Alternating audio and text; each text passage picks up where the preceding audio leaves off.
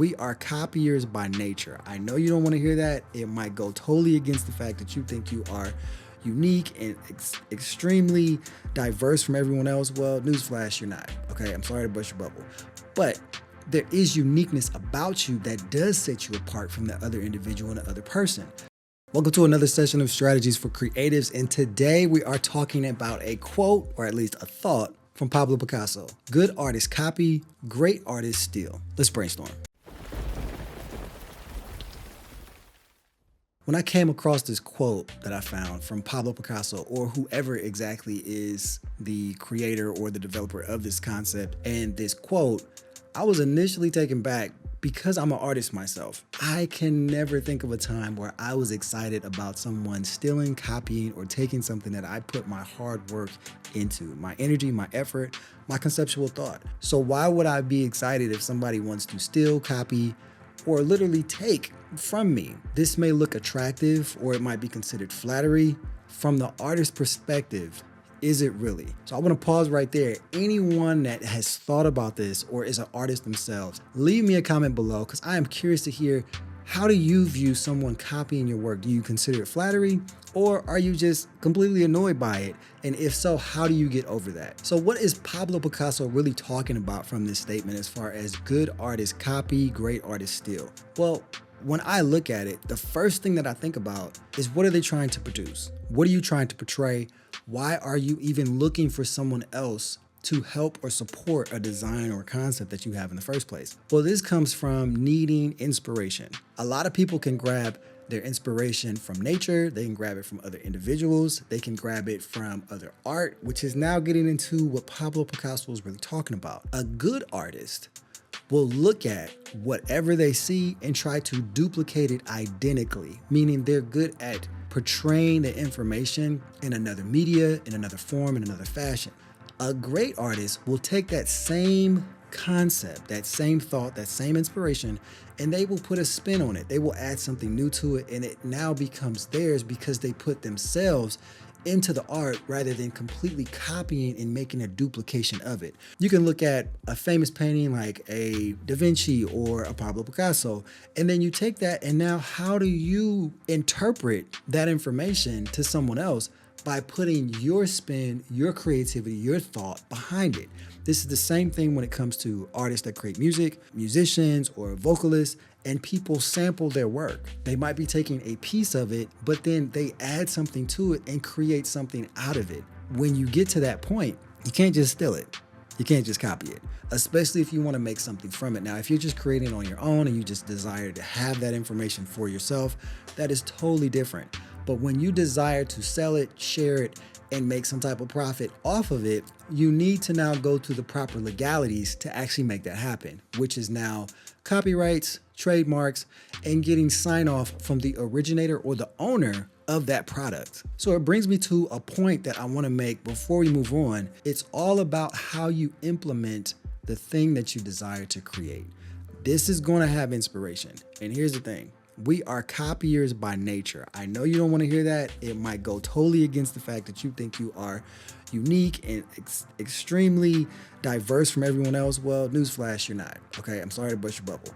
But there is uniqueness about you that does set you apart from the other individual and the other person.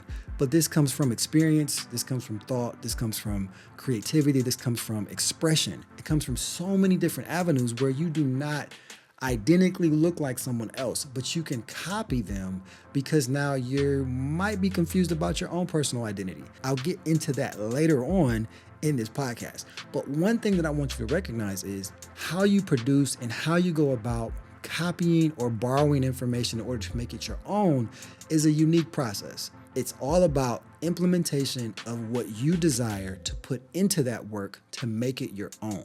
It is extremely difficult to be an originator without going to the source. Going to the source of the concept, going to the source of the work that you're getting inspiration from or the environment you're getting inspiration from. And this is now a God type thing. Okay, so this might be difficult for somebody to hear, but you didn't create or originate this world. You didn't create or originate most of your thoughts, to be honest, right? They come from something or somewhere, or they're influenced in order to get you to this point of expression or creation. So when you're getting to that point, the best way to understand it is, who gave it to me? How did I come about it?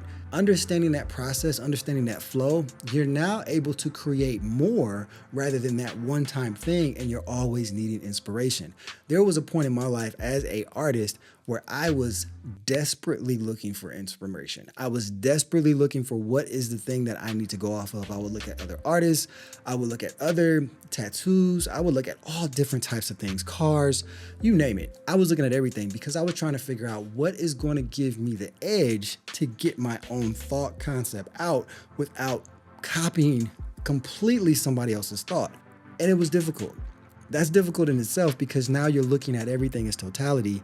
But if you look too much, you will automatically, from a subconscious level, start copying and portraying that individual that you're looking at or that item, and it'll become repetitious and duplicative, and then you won't be able to kind of get your own style from it because now it's ingrained in what you see and what you do, and now you're just looking for that thing alone. Here's the difficult side. It should only be parts and pieces that inspire you. This is why image boards can be extremely helpful for individuals that are designing or creating products. They might look at things that do not have anything to do with that product, but it will inspire them to create a concept, a shape, a flow, a design, a image based on something else that they might not even be related to that product, because they want to get inspiration to spark a new concept and a new idea. So how do you avoid plagiarism in this process? I have some notes, and this is very interesting. So from a writer's perspective, 15 to 25% change and or include citations to reference the source. So if you're trying your best to figure out what to write, how to write it, 15 to 20% is just the golden concept of copying and plagiarism. Now, if you're trying to do it the best way possible, you will spend time to try to figure out how to say it in a better way. You will use different verbiage. You will look at different synonyms to try to express that same concept, but using your thought, your concept, and your idea.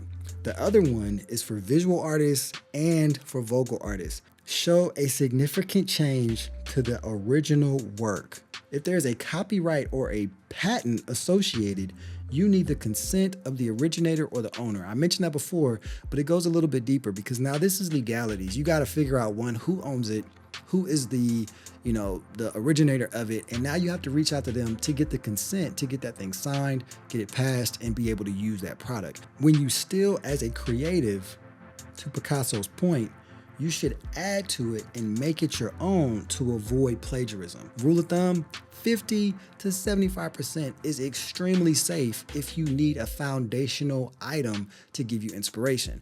If you go below 50, 30, maybe, you start running into issues where it looks extremely significant to the other originator or the other product, and now it can cause confusion.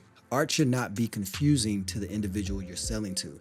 It should be able to be understood, and it can be objective, but it should not be duplicative where now you're like, oh, that's their stuff. Oh yeah, you just copied off of them.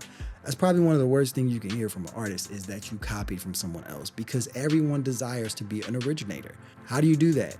You have to do a significant amount of work to be unique and authentic in a space that you're trying to compete in or use inspiration from. So you're taking an old concept and adding a new approach.